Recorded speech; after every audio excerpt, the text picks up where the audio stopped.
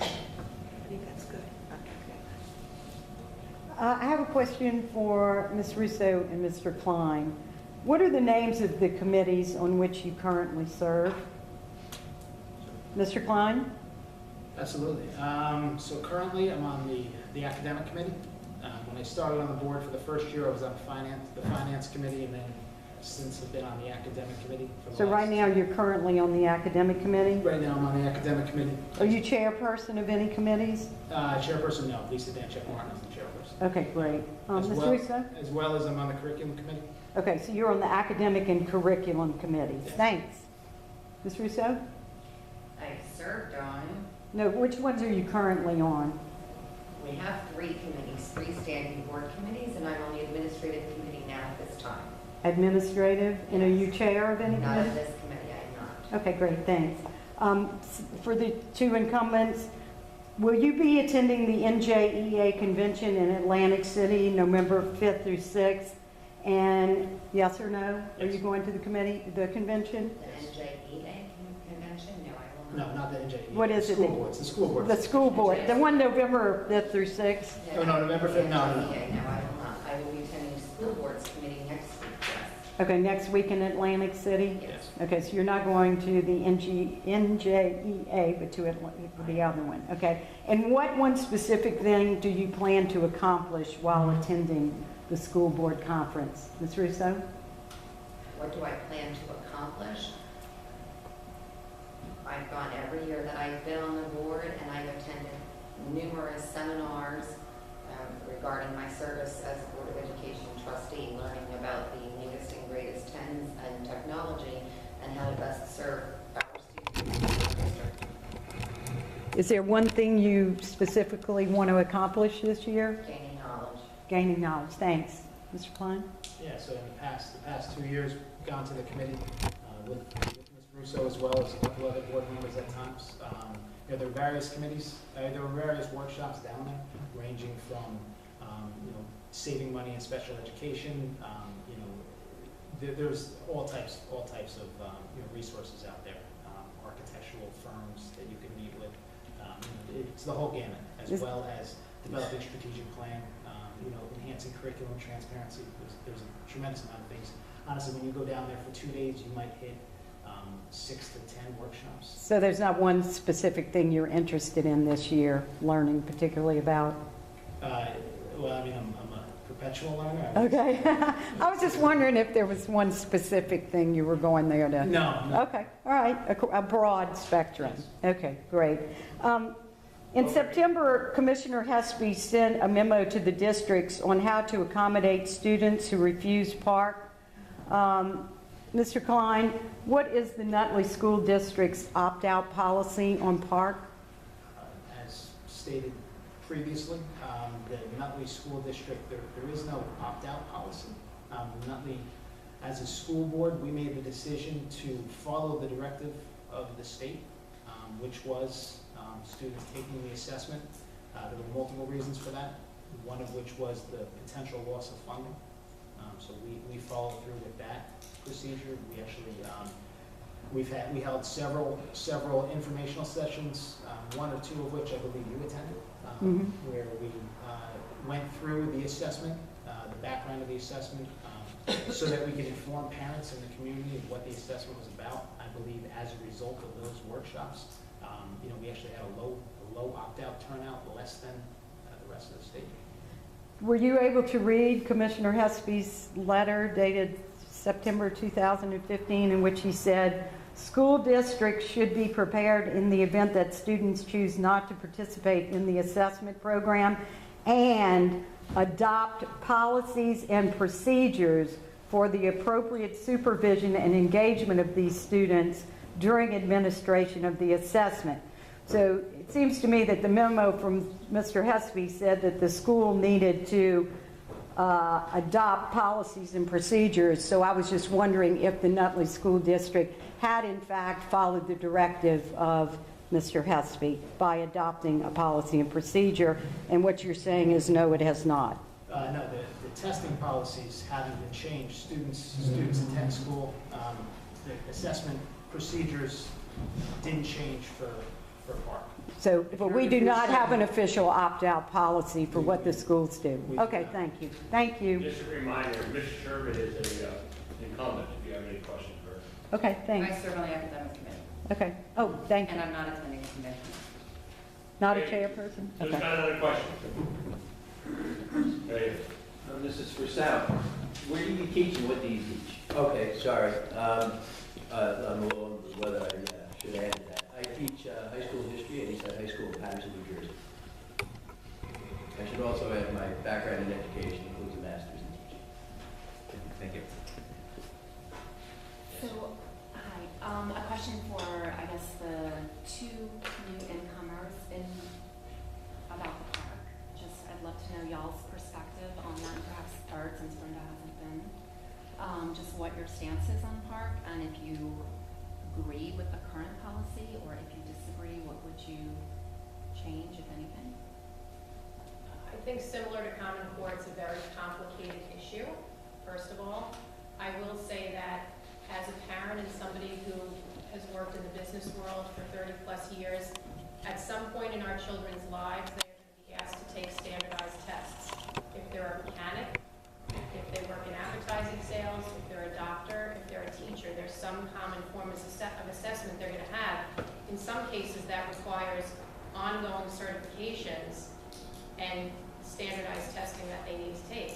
I think standardized testing is a very, very small part of any person's performance and any student's performance, and it has to be evaluated in that way.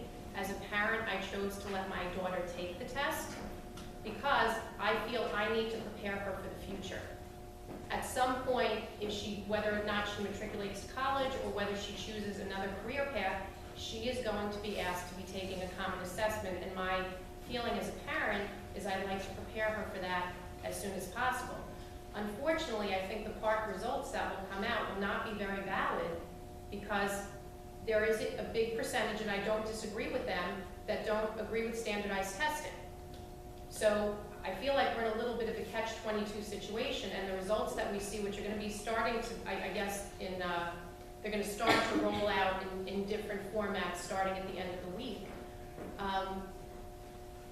There should be a policy for people to opt out if that's what their choice is, but I think the state and the states that are doing PARCC are really going to have to look at whether or not this is a valid way to evaluate students.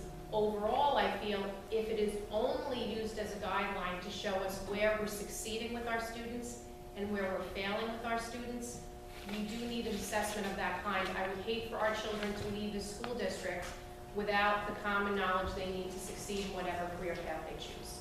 thank you. Before I decided to become a candidate, last spring I was an administrator of the park. I had in our district it was over several weeks, and I actually administered it. To that extent, I don't know how much I could say about the park because I signed an extensive waiver saying I wouldn't talk directly about the park. Now, I will take a step back in talking about standardized testing in general, okay? And as it relates to the Common Core, because that is what's key. First of all, one of the major challenges we have right now is that the governor has come out publicly and said he wants to back away from the Common Core, not from PARCC. The two are the same thing. Results came out today. The paper reported that, I think in general, less than 50% of New Jersey students who took the PARCC were on the level that they should have been. And to my understanding, as a parent, and even if I get in trouble for saying it, I think that's more of an indictment on the test than it is on New Jersey schools, which are regularly ranked in the top 5 in the nation. And to that extent, I think a lot of that has to do with the hastiness of the rollout. In general, Common Core isn't an evil thing. In particular, there's a lot of strengths to the language arts portion. Okay? So, in and of itself, it's not a terrible thing. But when you have, and you take this year's 11th graders, they grew up under learning some set of curriculum. Okay? That has undergone sweeping change over the last several years. And so there's the Common Core curriculum.